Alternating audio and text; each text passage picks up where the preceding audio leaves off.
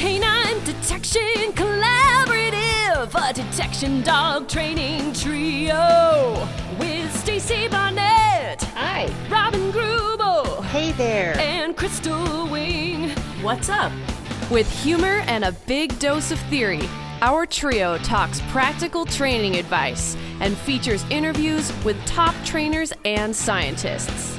It's Canine Detection Collaborative. Hello, welcome to the Canine Detection Collaborative, and I am Robin Grubel, and I am here with Crystal Wing. Hello. And Melissa Stagnaro, who is our fabulous guest today and is going to tell, I know, very excited, right? She's going to tell us all about ARSA and what it does, plus how she got where she is. So, Melissa, I'm going to let you introduce yourself. Thank you, Robin. Thank you, Crystal. Thank you for having me. And I'm happy to tell you a bit about sport search and rescue. So I am the vice president of ARSA, which is the American Rettungshunde Sport Association. My German is not very good. I apologize to anyone who speaks better German. It was better than ours would have been. Yeah. So we chose Rettungshunde as part of the name, knowing it was a little bit of a stumbling block, but we wanted to distinguish the organization. We didn't want to use rescue dog to confuse with homeless dogs, and we wanted to be sure to put the sport in there to distinguish it from all the great people that spend all time and money and heartache doing actual search and rescue. Excellent. So how long have you been involved in doing this sort of thing? And did you do search and rescue first? I did search and rescue about 25 years ago, starting with some point last seen navigational map reading bit. It wasn't for me. I trained some coonhounds doing man trailing, and I enjoyed the training a little bit more than the deployments. And I have an older Dutch Shepherd that he and I did many fun things with, and I saw sport search and rescue in a litter announcement, and I looked at what it encompassed, and I said, wow, my dog can do 85% of that. So I trained him up on the other little bit, and I found a competition, and he and I went through a lot of the different levels of there's many different scent options and levels of difficulty. So I got to experience a whole variety of the RH with him. And now I have a young German short hair who's not quite ready to trial, but we're having fun training. Who would you say that the sport kind of speaks to, or who is drawn to do this sport? So we have a big mix. I would say a very easy transition would be for folks with IGP dogs that either they're retired or they have a lot of time on their hands and they want to do both sports. There's a scent element as well as an obedience dexterity element. And the obedience work is quite similar to IGP and the healing pattern and the long downstay. One of the scent options that people can choose is the precision tracking, very similar to IGP. So folks that wanting to add a little bit more variety to their retired IGP dog or maybe an injured dog, it's still a lot of fun. It's a little bit physically less demanding than IGP. But we also have people with a wide variety of breeds, things you wouldn't think of, that probably wouldn't be suitable for actual SAR work, but they enjoy the work. And as I mentioned, we have technically, there's more than 4, but the scent options are precision tracking. It's very similar to IGP. Although for folks with an AKC tracking background, depending on how tight their dog is from the footfalls, they might find it a very easy transition too. There's area search, which is live find wilderness. So in sport search and rescue, we only look for live people. We don't have any cadaver HRD work. Second option is rubble, also sometimes referred to as urban rescue for a simulated collapsed building or something similar. And we have man trailing, where the dog is working both ground disturbance and air scent and blown odor. There's also a water rescue, which actually doesn't include a detection component. Think of a Newfoundland with a life preserver. So it's that sort of a test. And there's also avalanche with a person buried in a snow cave. So we find that with all those scent options, there's something for a wide variety of dog and handler. So I would say that the second biggest group of folks that like to train with us and trial with us are an eclectic bunch. Livestock guardian breed, Right. short-legged terriers. It's a non-traditional working breed, to say the least. But because there's something for just about anybody, and it's fun. There's not the pressure of actual SAR work. And for the competitions, you can choose to do the full routine, which is an obedience dexterity component, plus the scent work. Or if you say, obedience really isn't my thing, you can do just the scent work. For some folks that are very into obedience and not quite ready for scent work, you can do just obedience. Wow. This sounds wonderful. Yeah, there's a lot of options. Yeah, very inclusive. We have some folks in my training group that they want to do the beginner level of tracking, beginner level area search, beginner level rubble, beginner level man trailing, and that's it. They don't want to do the higher levels of obedience or of the scent work. So we're really flexible. And we also understand that not only are some of the folks that like to train with us maybe not going to be reliable SAR teams, but even some probably aren't ever going to trial, but they have fun training. And, my dog needs new people to hide for him, and same as everybody else. So we're very welcoming. Yeah. When did you start thinking about bringing this to the United States? So this is an international platform. So the FCI and the IRO come up with agreements, and there's revisions to the rule, but this is not a new activity. This is not super common in the US, but there have been folks that have been doing the sport search and rescue under this platform in the US for about 20 years. ARSA is a fairly new organization. We used to trial under DVG America, but some of the recognition of titles and judges changed. It's all alphabet soup once you start talking the different Yes, DVG, it is. IGP, FCI, ABC. Yeah, totally get that. So you guys, with it being a quote unquote newer organization, you're physically out in Virginia. Where do you guys pull from? Do you have chapters all over the United States? How does that work? Yeah, so we have a pretty heavy presence in the Mid-Atlantic region right now, but we have folks that are doing RH all over the country. We have a small group in the Seattle, Washington area, handful in California. There's some in Texas, Arkansas, the Northeast.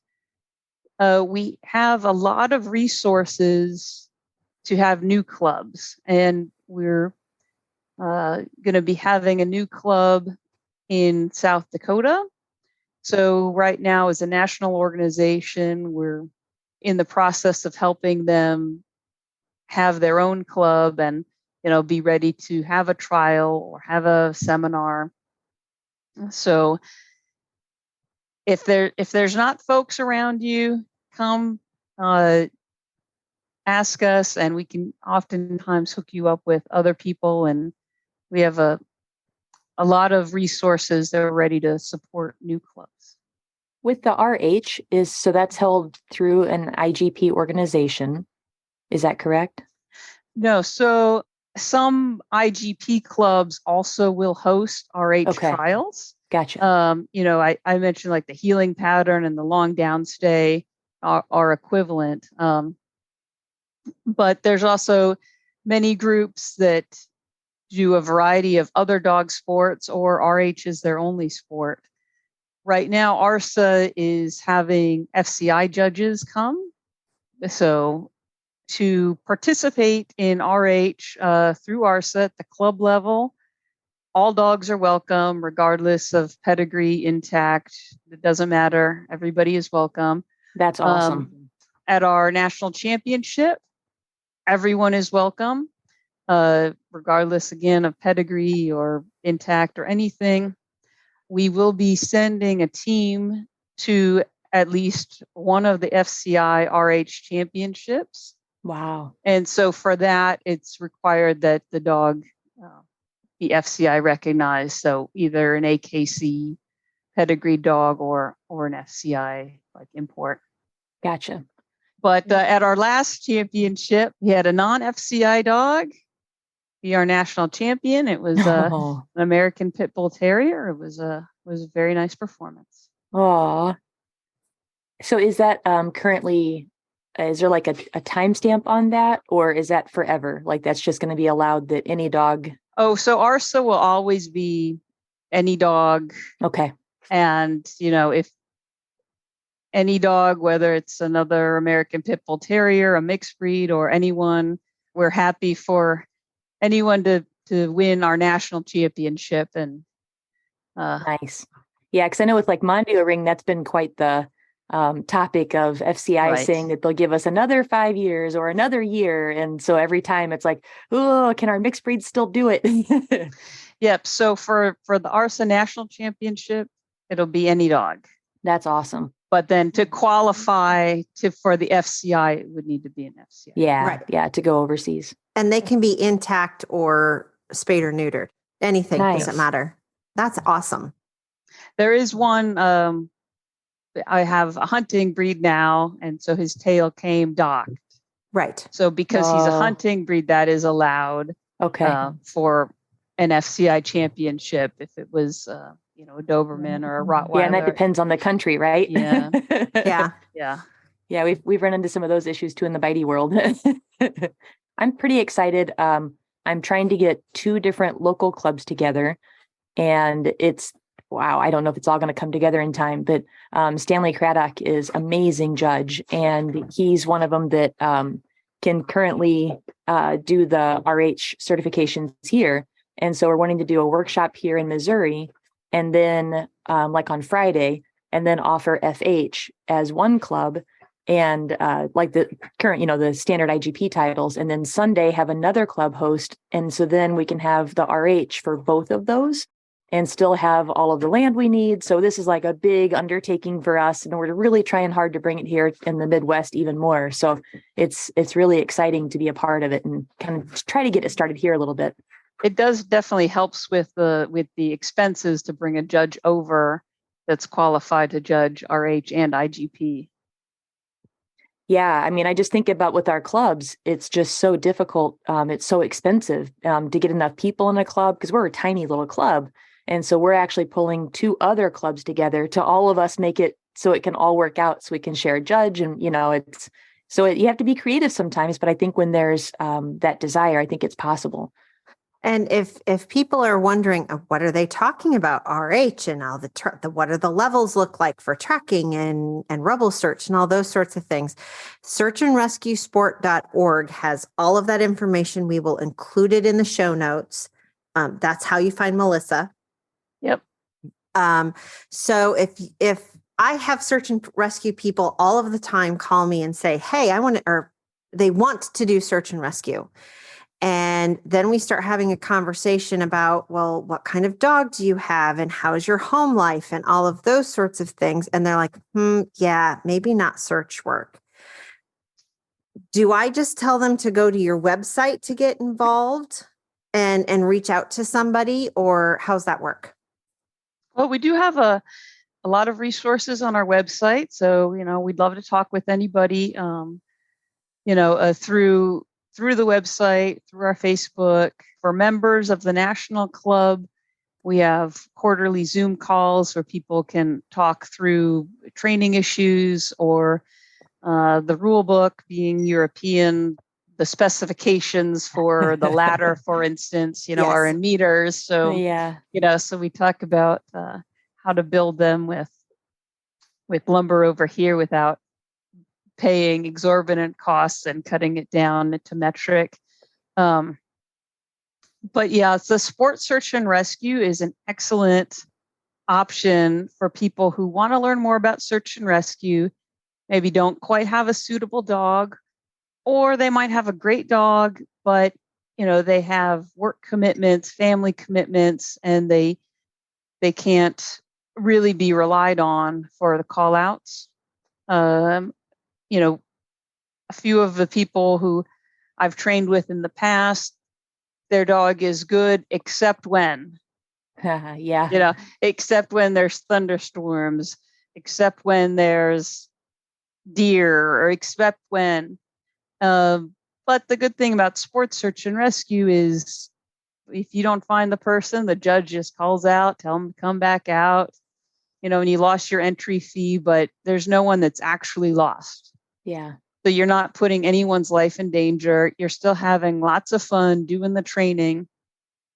And sometimes, if people do have the time and the dedication and they have a dog at home, I say, go as far as you can with that dog, make all the mistakes, learn all the leash handling, learn how to read the wind, learn everything you can on that dog you have at home. So when you do get maybe a dog that would be a little more suitable, you're not fumbling.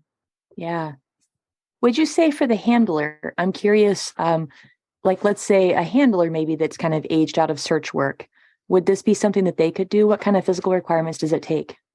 Yeah, we have a lot of people that train and trial that are in their 70s and 80s. And yeah, Wow. So doing, the 24-hour, you're hiking out your food, your dog's food, Yeah.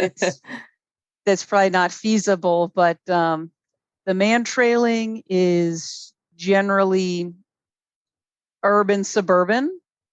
So you're not going to be going over a lot of logs. Not trekking through the woods.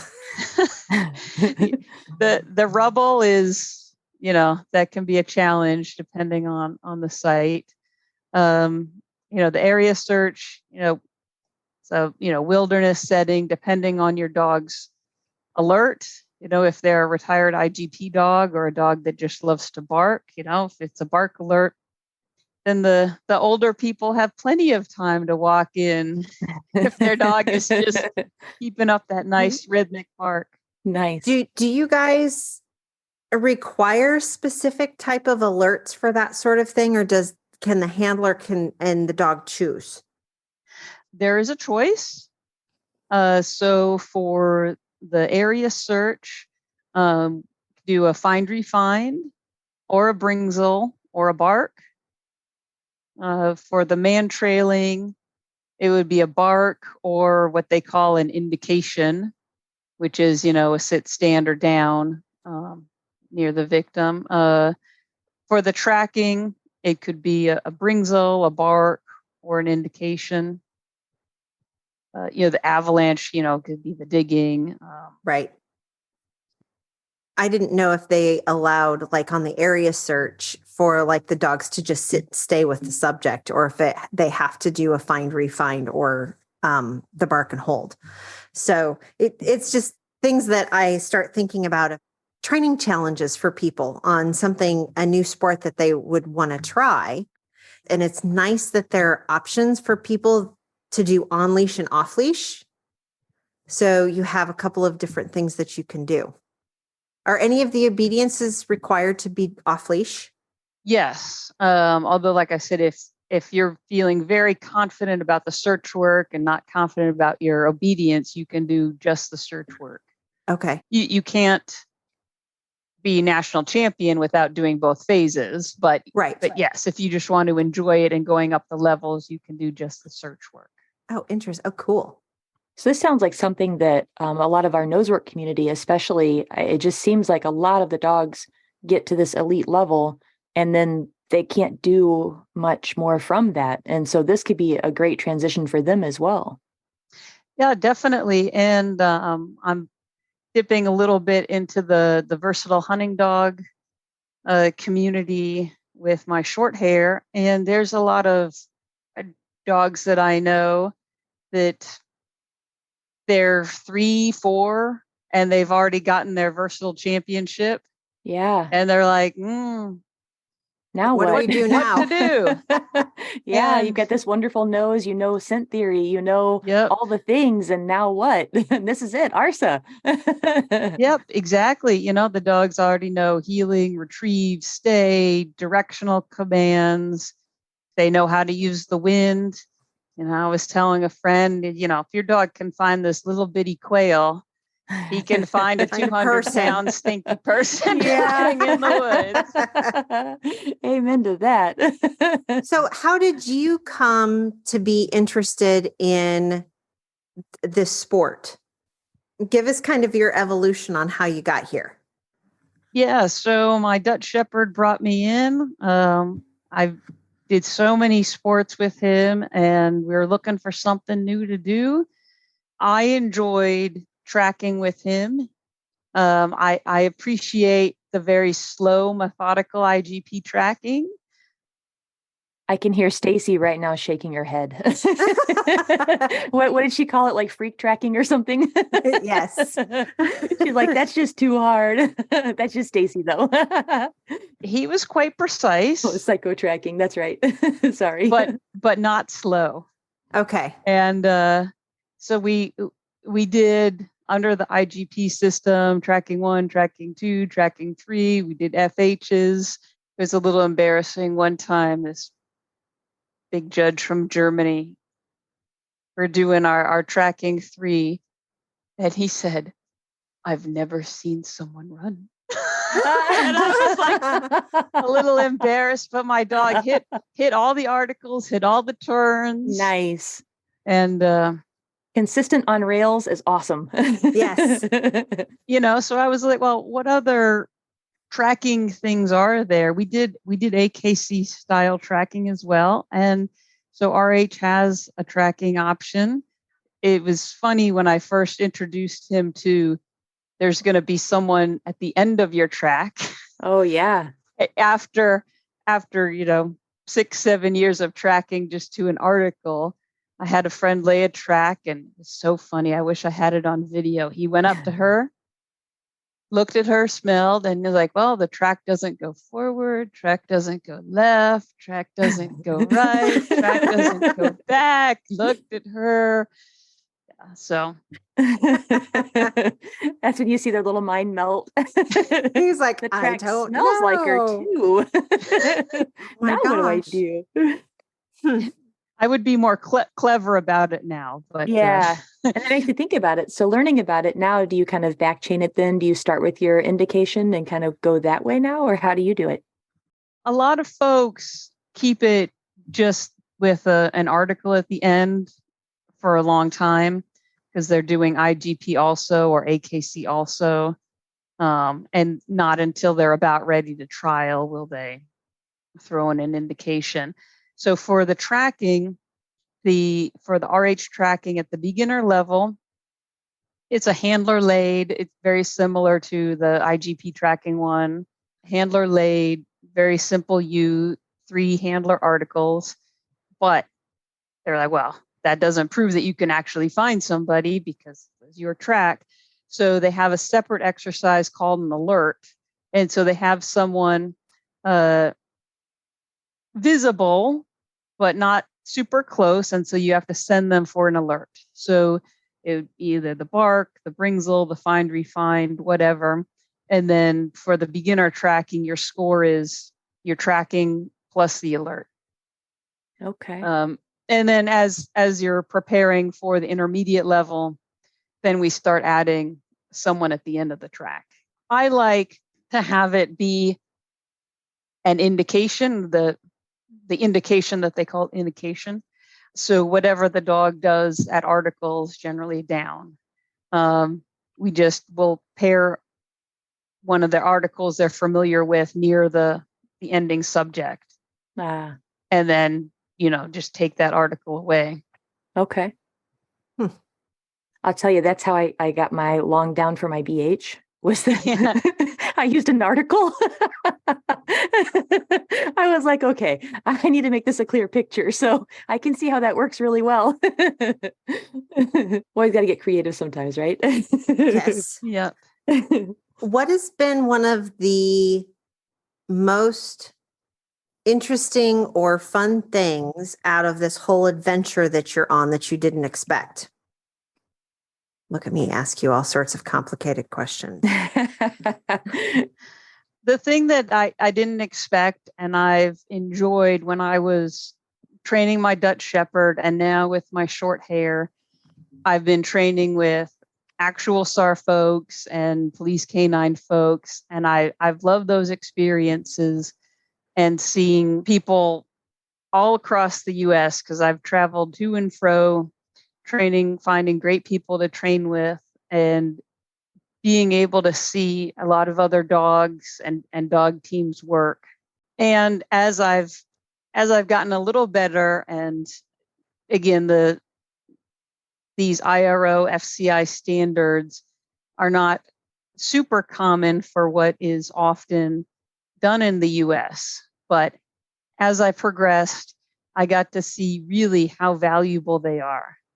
I was training with some folks with some, live fine wilderness dogs, and their dogs just blew past their initial threshold and turned their nose on about 12 minutes in.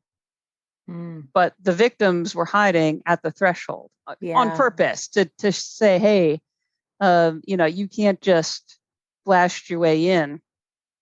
And a lot of the sport detection folks, they're really great at, working the thresholds. And sometimes the actual SAR folks, they're just starting out. They're not. For the RH at the intermediate level, often the judge hides someone at the very end of your search area, right at the threshold. And it's a timed event. So if your dog just goes blasting forward, they're not going to go deep to the left, deep to the right. And unless they have a great nose and the wind is in your favor, they might miss that person. So that's one of the things that we really train. We do have directionals as an obedience exercise, sending the dog to different tables. But so one of the things that I really enjoyed is seeing it all come together, seeing that obedience work. Having been able to work my dog on rubble where I needed to send him and then tell him to stop. And I want him oriented in the direction of travel sometimes, or sometimes I want him to stop and turn and face me to take hand signals. So that's the kind of obedience dexterity work that you would learn in RH, and being able to apply it, in a rubble situation, especially, possible in the woods too, depending on the terrain. I want all the SAR teams to join and start doing this too, please. It would be so great for those skills. Well, and we were talking before everybody else got on that what a wonderful way for search and rescue people to go through a certification event without it being a certification event. And so if you have test nerves, you can go through something like this, and it, as Melissa said, you got the scary people standing there with a clipboard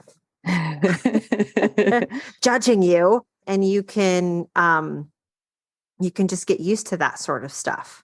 And you can also find out if that kind of pressure is for you and if it's for your dog, because the pressure you put on yourself, it's also on your dog. And so that's a better place to find that than out on a deployment. And I really agree. I think that that's a fantastic idea, because as a certifying official, you do see people who get just really, really nervous.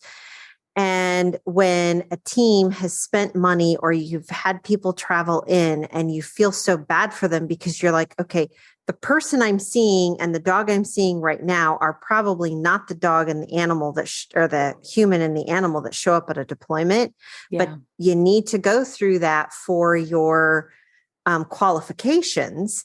Some of it's just practice. This is a great opportunity to do that. Plus, I'm now thinking about how do I stop my dog on a rubble pile as he's running away from me, and still communicate to him that I want him to face in the direction of travel.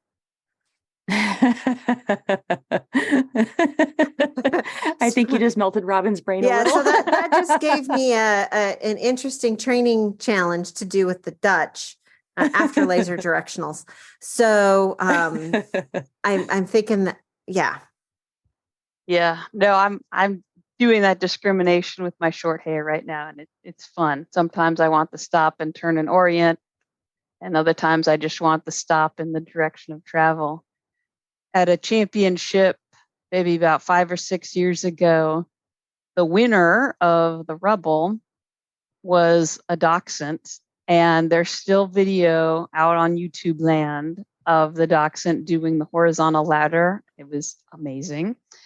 But that dog and handler team won the rubble championship because that was the only dog that had really good directionals.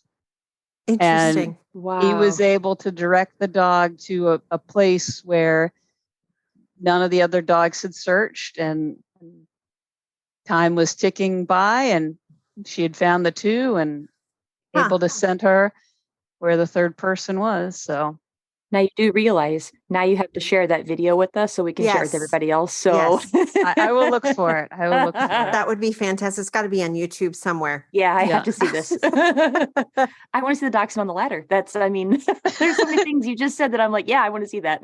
Yeah, I did. Wow. Interesting.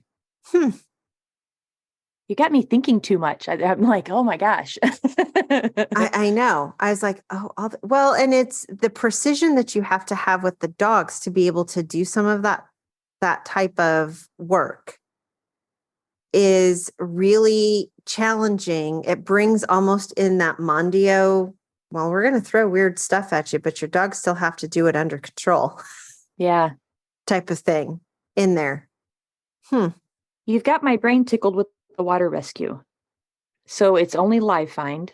So so there's no scent work in the water rescue. So picture it's open to all breeds, but picture the Newfoundland jumping off the boat, bringing the life preserver to the pretend drowning person.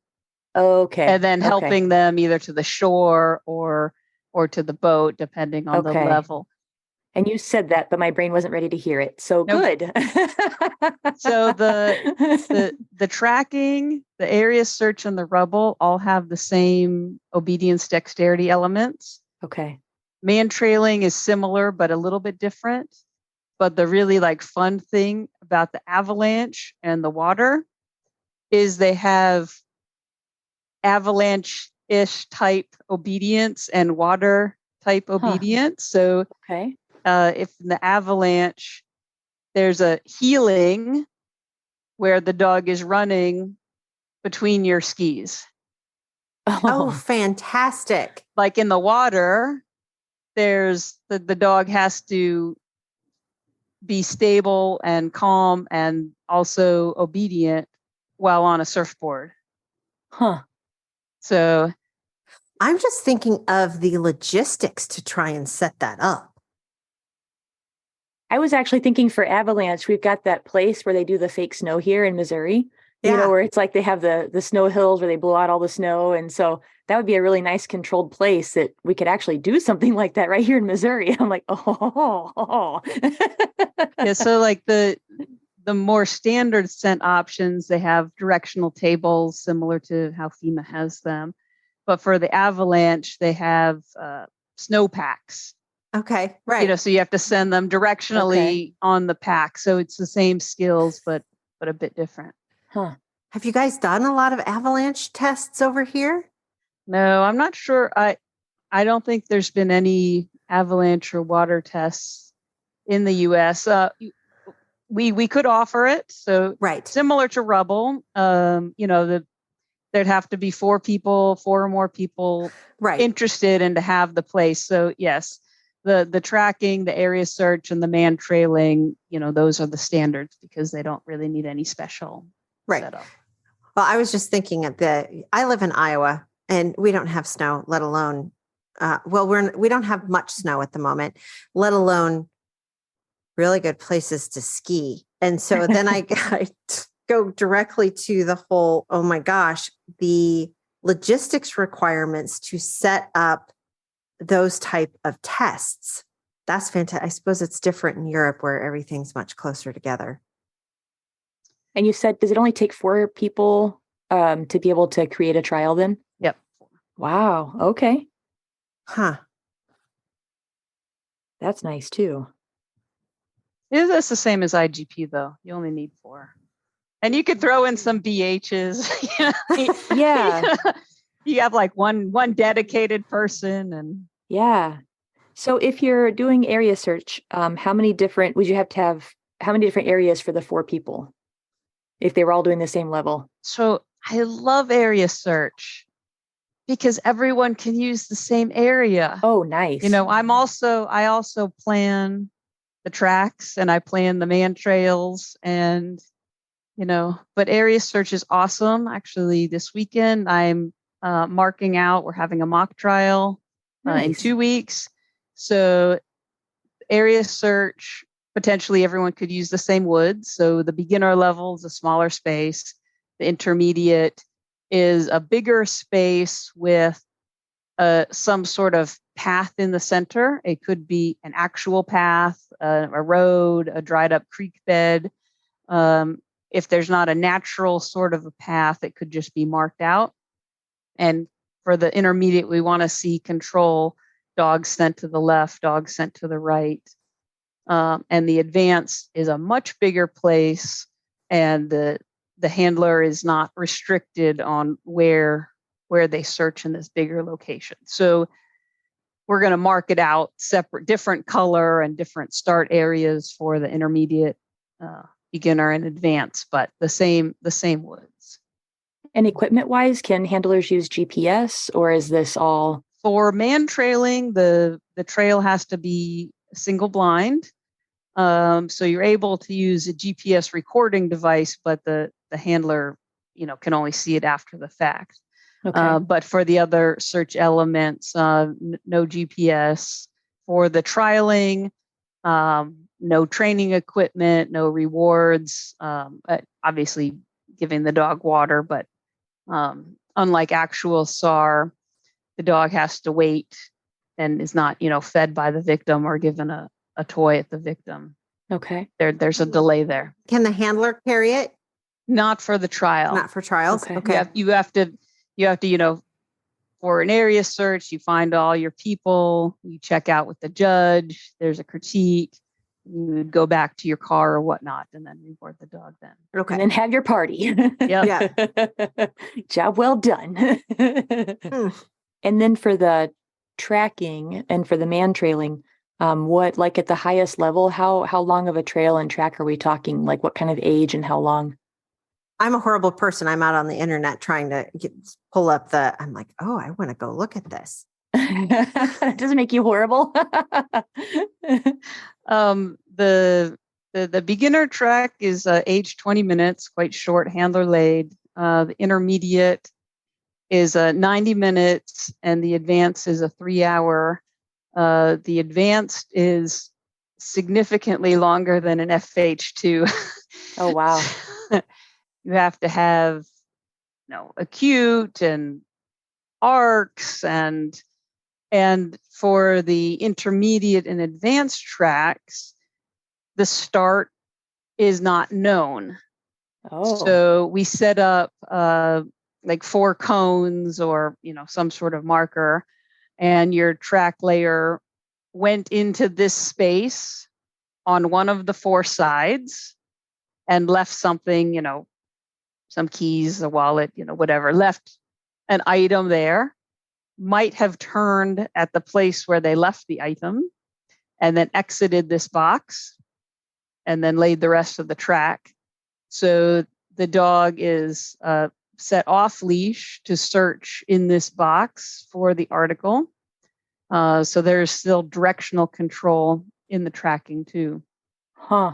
Yeah. So, and then for the intermediate, you can usually convince the track layer to stay there for the 90 minutes, but it's a little bit harder sometimes to convince the person to stay there for 3 hours. Yeah. So then you have to think where you're going to have a car with no AC, no heat, windows rolled up, pick them up, take them away, and then put them back, but not crossing the track. So I love when people enter area search because They're much easier. I don't have to do this whole crazy bit. As someone who has done lots and lots of trailing tests, I totally agree with you. Area search is much easier.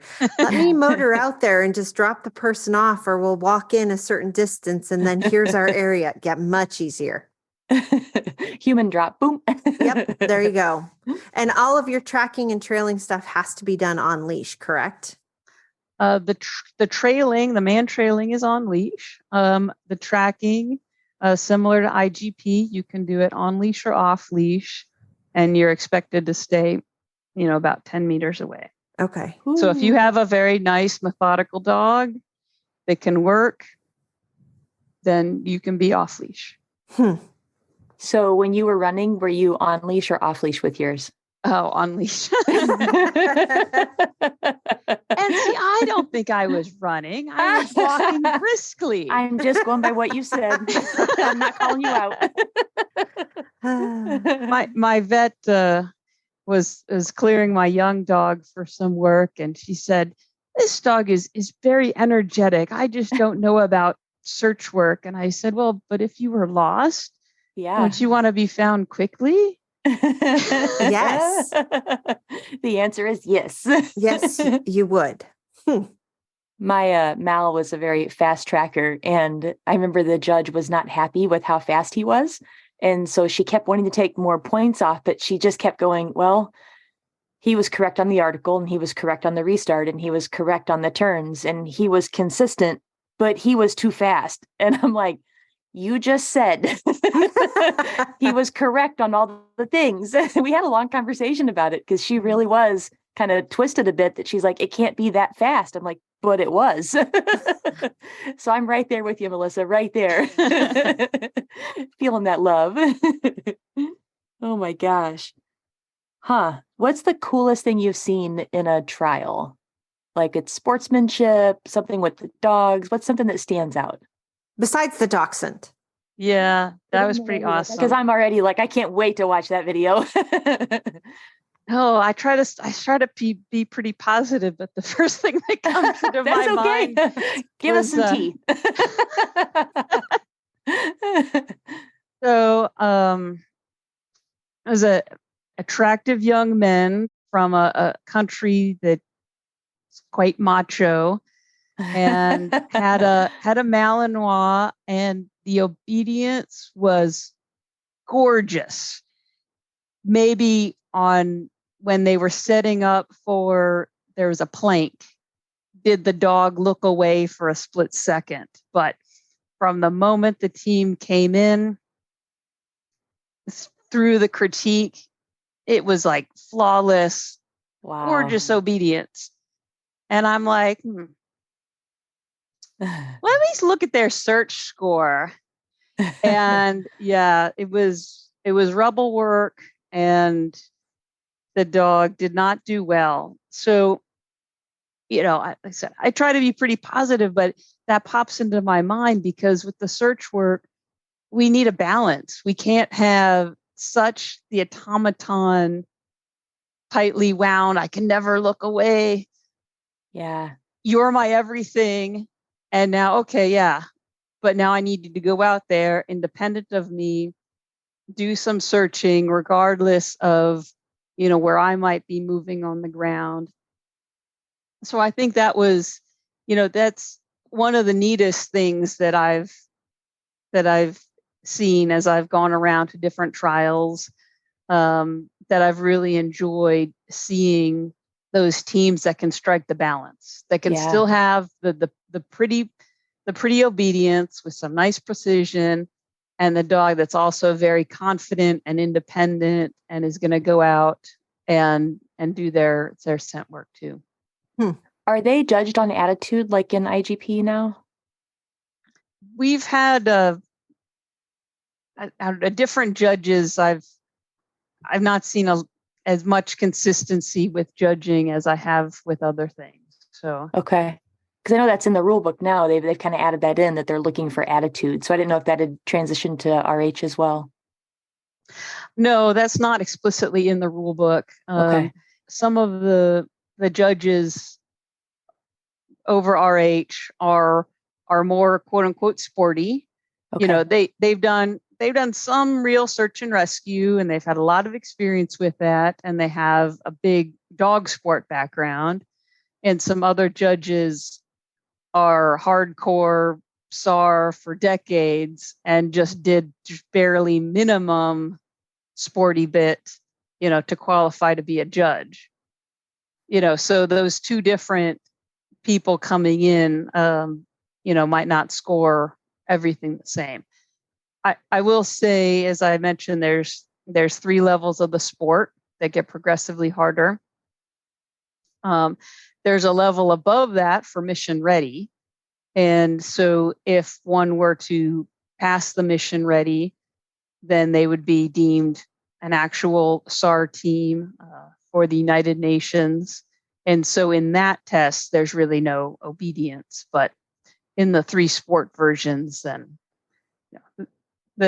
do you have to go through the 3 sport versions to get up to that level? I mean, is it a hierarchy, or can you just come in and challenge that level? I don't know what the procedures are in Europe, but for here, we would need to see enough that you could reasonably pass the mission ready, because it's a big undertaking for us to set it up, offer that. Yeah. I get it. So that would be considered a certification for search and rescue then? Yeah. So, one thing, when I'm always trying to tell new folks, you and your dog pass the beginner sport level. That's awesome. Kroll, you are not a search and rescue handler. Do not try to go to some disaster area and, offer help. There have been some communities that the local sheriff comes out to training and sees the quality of the work and asks some folks to come out, but that's by their invitation, not just people showing up on their own time. Yeah, and that's a great point, because that's something that law enforcement should be involved to be able to go on the searches and not just kind of, hey, I'm just a person doing a thing. Right. Very nice.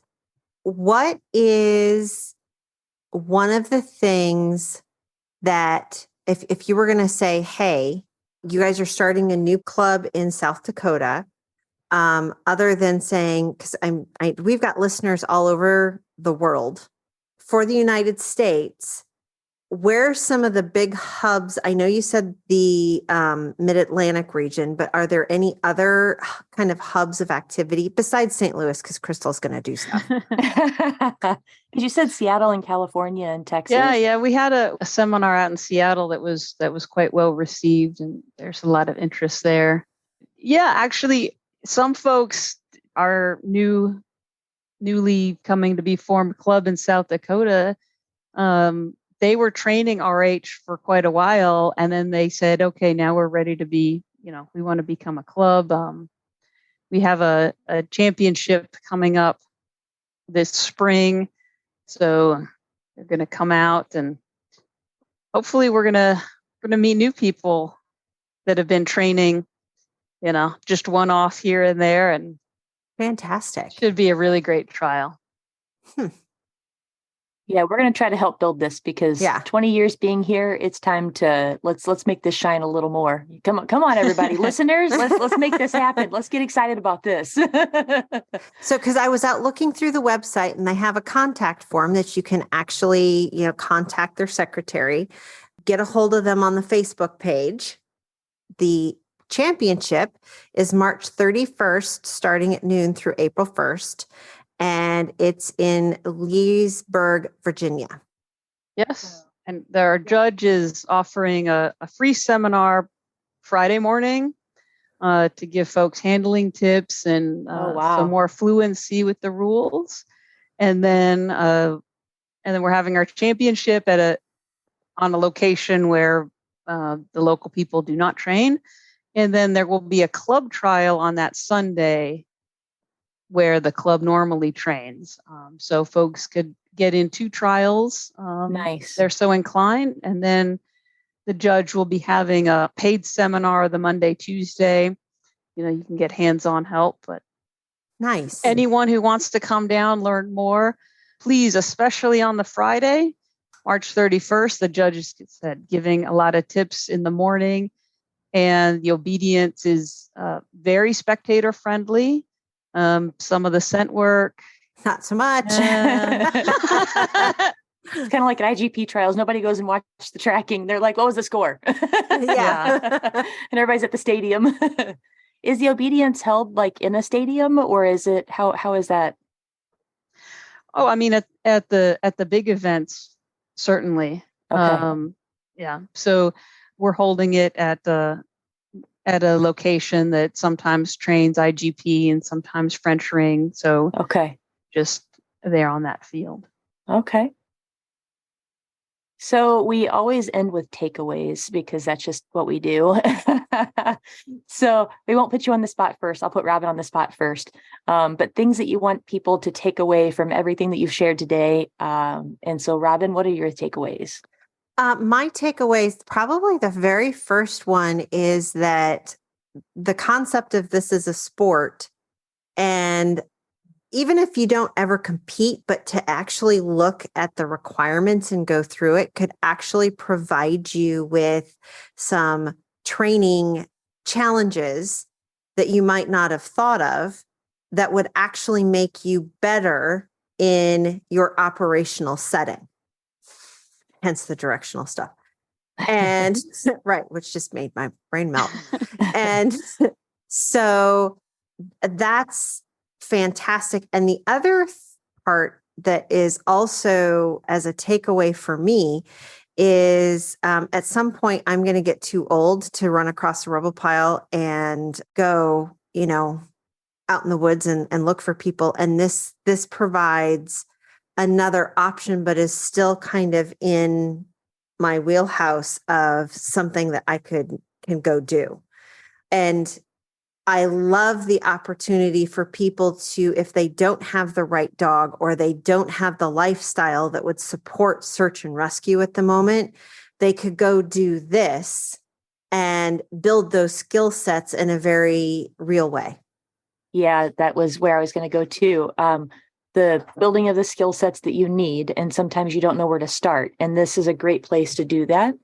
And then also the inclusivity. I loved how you said the different breeds, the different handlers. So it can be handlers in the very beginning of their interest. Like when you said they may not have the time requirements to do search and rescue, or they may not want to be that serious about it, like someone's life depending on them. And then also people at the end of their careers that still are ate up with it, and they just, they know they shouldn't be on a team anymore. And so what a great retirement activity to do where you're still doing this great thing with your dog. So I love that inclusivity, all the different breeds, all the different kinds of humans. Yeah, what an exciting sport. So Melissa, what do you want us to know? I look forward to making it out to the the Midwest and training with you all. That would be quite fun. We're hoping May 12th. We're really hoping. It's my thing is though, I'm like drowning in all this stuff. So I'm like, I started the ball and now I got to like get it pushing again. This summer, come out. There's always an invitation for you to come out. Always. Yeah. Yeah. Great. Thank you. Yes. And did you want to have more takeaway? I cut you off. Yeah. I'm so sorry. No, this has been awesome, and we didn't cover too much of what is involved in the courses and the rules, and so my info is on the ARSA website. It's searchandrescue.org. Love for people to get a hold of us. We have a lot of videos and articles and book recommendations, and but please reach out if you're having some training challenges. We have a national training director and local training directors that chime in. And if you're interested in starting up a club, we would love to support you in that.